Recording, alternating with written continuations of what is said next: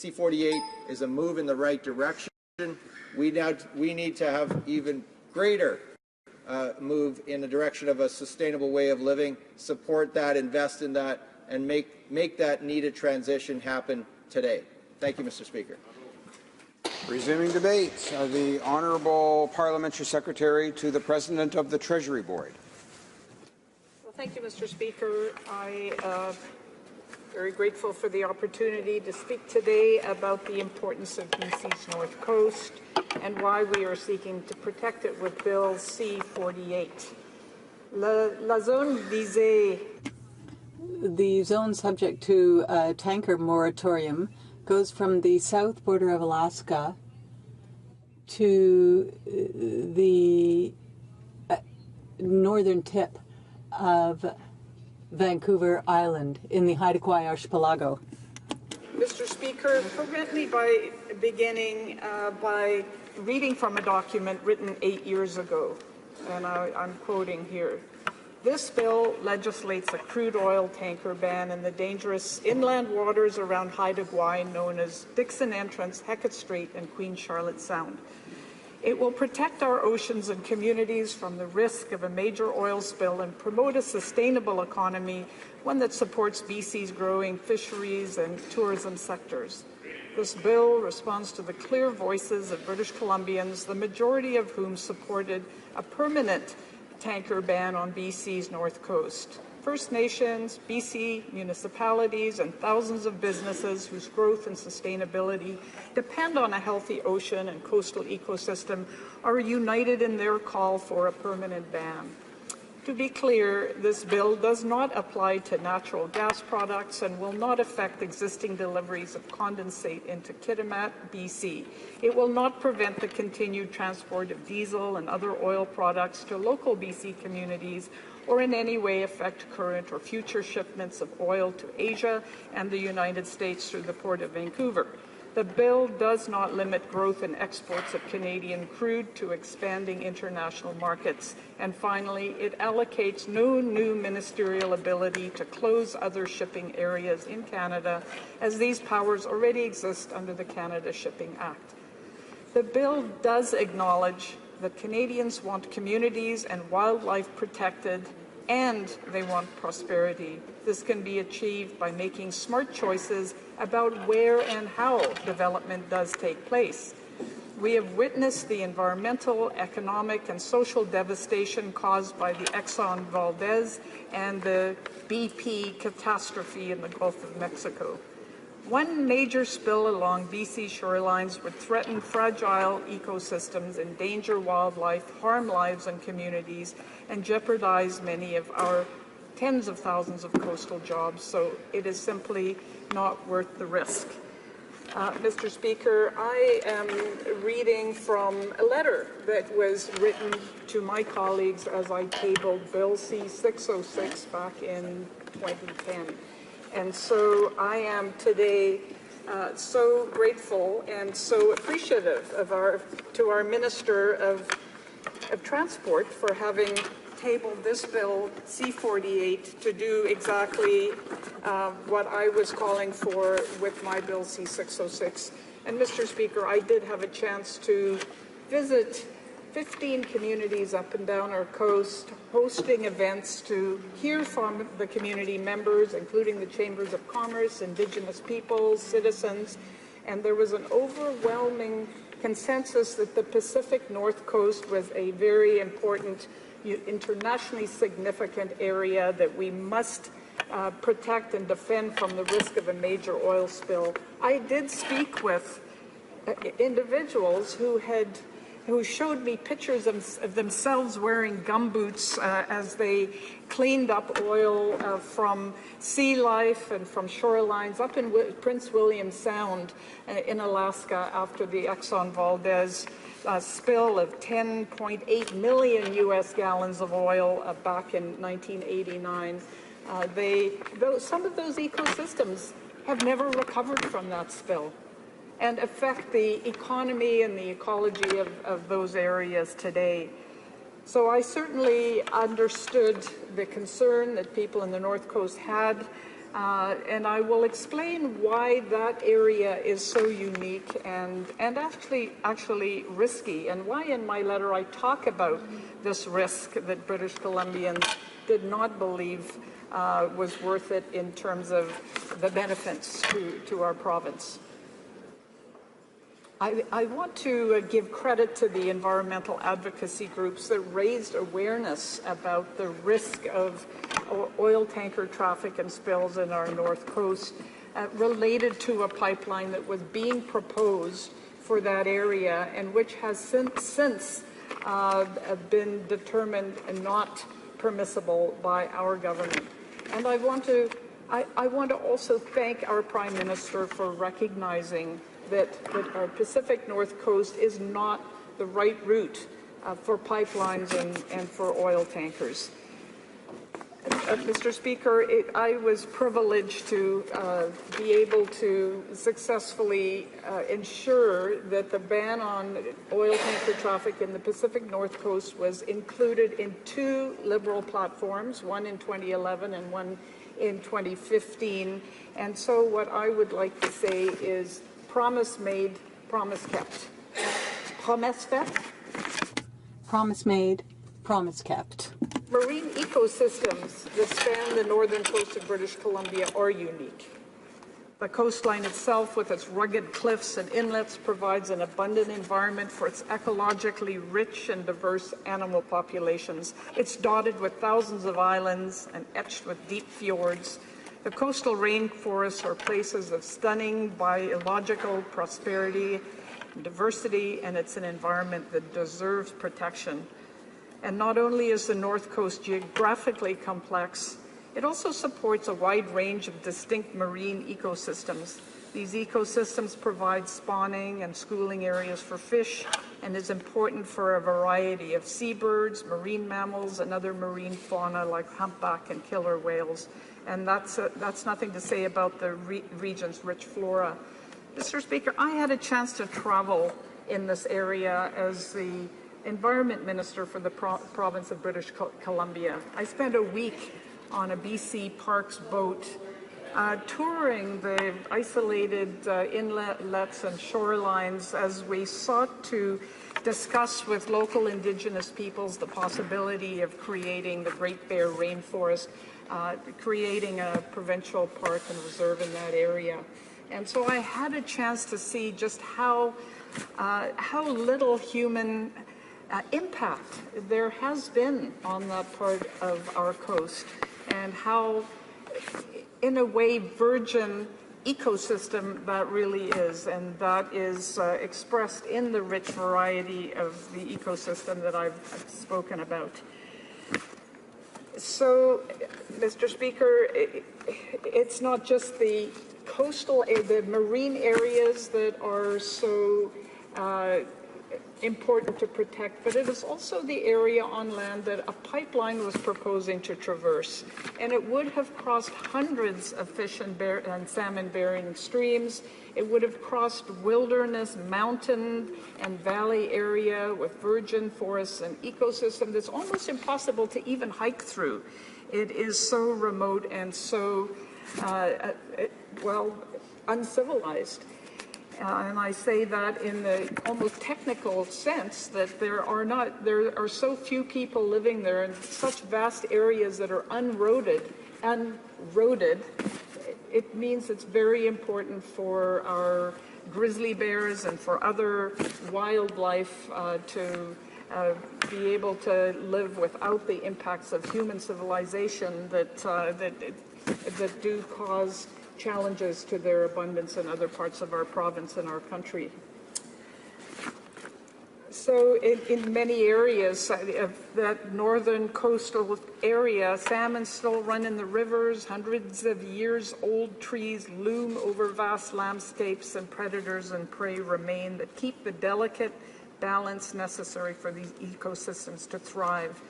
So, Mr. Speaker, our government is committed to ensuring that this coast remains a vibrant ecosystem for generations to come.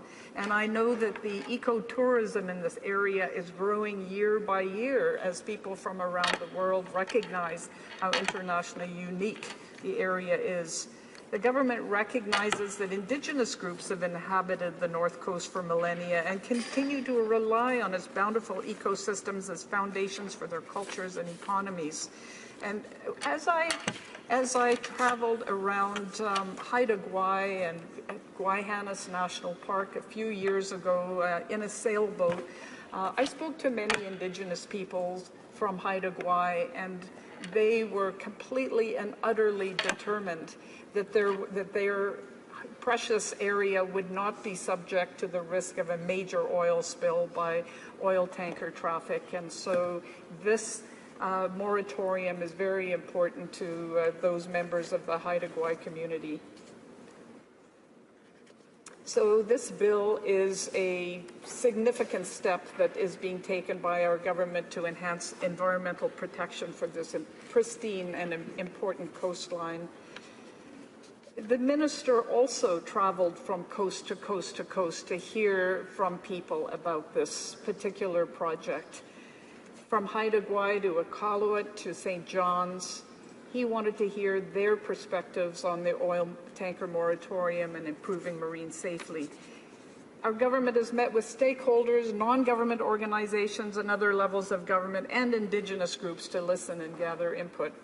I have to recognize that the Minister of Transport has done a full and deep job of consulting with people across the country. As the proponent of Bill C-606 in 2010, which was up for debate in March of 2011, I was not able to do quite that thorough a job of consulting, but certainly there was a great majority of people that I spoke with that felt this was an important initiative. So the minister heard a diversity of views, as I said, and the importance of these environmental protections was made abundantly clear. So coastal communities and industries everywhere in Canada understand the importance of healthy ecosystems to protect the way of life and livelihoods of those areas. And in fact, there is a wide range of economic activity that feeds and sustains the Pacific North Coast region's economic lifestyle. So for over 100 years, we've had logging, we've had mining, fisheries, canning processing facilities, and those activities have been important and have supported many communities along this coast. And I want to acknowledge that the province of British Columbia has really worked hard to consult with stakeholders from environment, from the communities, Indigenous communities, from industry, to make sure that its land use planning process reflects where there should be more intensive use of the land and waters and where there should be more protection of the land and waters. And that balance has been found in our province. It always can be improved, but there has been a great deal of emphasis on proper management of the lands and waters in British Columbia since the 1990s, Mr. Speaker, including the government that I was part of in the early 2000s. So it's not something that this government takes lightly to ensure that a particular activity, that is a pipeline with oil tanker traffic, will not be permitted there with the jobs that would have created, which were not an enormous number, I must point out. The building of the pipeline would have created some jobs for sure, but once it's built, the number of jobs ongoing were far, far less. But the moratorium will protect the livelihoods of communities on the British Columbia's North Coast by providing a heightened level of environmental protection while continuing to allow for community and industry resupply by small tanker. And an important part of the bill that I propose as well, Bill C-606. We know that these communities and industry rely on marine shipments of critical petroleum products to sustain their livelihoods.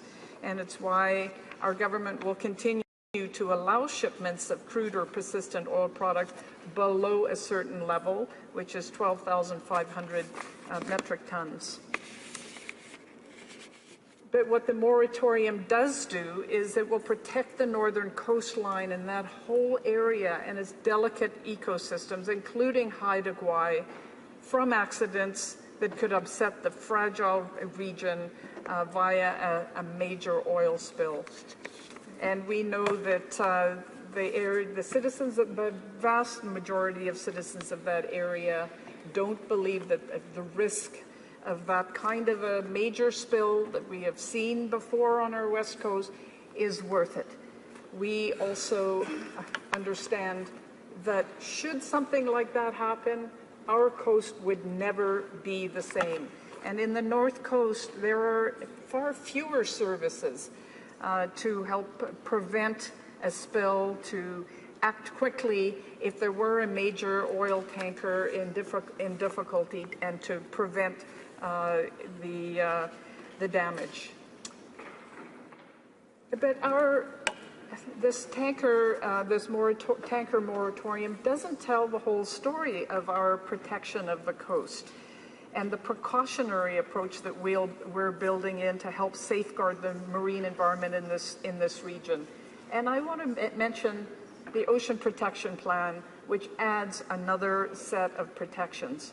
The Ocean Protection Plan, which is a $1.5 billion initiative that was, again, widely consulted, and I know that there were many members of the Pacific Caucus, the BC members of Parliament, who were asked to provide input into what should be in this Oceans Protection Plan. So what it does is improve our incident prevention and response regime and addresses environmental concerns in the event of a marine accident. The Ocean Protection Plan will lift the liability cap for defraying the costs of cleanup should there be a spill to unlimited liability. And I'm referring now to the smaller ships that my colleague from Port Moody Coquitlam was reading into the record, some concerns about the smaller ships that are underneath the cap. But there will be unlimited liability, and the government is implementing a levy on oil shipments to fund compensation and also to speed up compensation so communities aren't stuck holding the bill for cleanup of smaller spills. Mr. Speaker, in this bill, we recognize that when the delicate balance of this coastline becomes threatened, it upsets relationships between the environment and its inhabitants that are not just about today's coastal communities, it's about inhabitants that span thousands of years. And the Musqueam First Nation, for example, which is in a different part of the coast, in the South Coast, have record of habitation in their traditional areas for over 4,000 years. We know that there are deep historical and cultural ties to the Pacific North Coast that support cultural practices and social structures, and that also is what makes this area so worth protecting. Clearly, Mr. Speaker, the oil tanker moratorium is just one of many initiatives in our comprehensive plan to protect the marine environment, to begin restoring some of the species that have been impacted from human activities over the years and from changes to our oceans like acidification and warming from climate change, the warming of streams that are necessary for our salmon cycle. Mr. Speaker, there's so much work to be done, but this is a key part of it for a key part of our country, which is the Pacific North Coast. So I hope that we will have the full support of all members present for the passage of this bill to take this important step in protecting one of the world's most diverse and rich regions of anywhere on the planet. So thank you.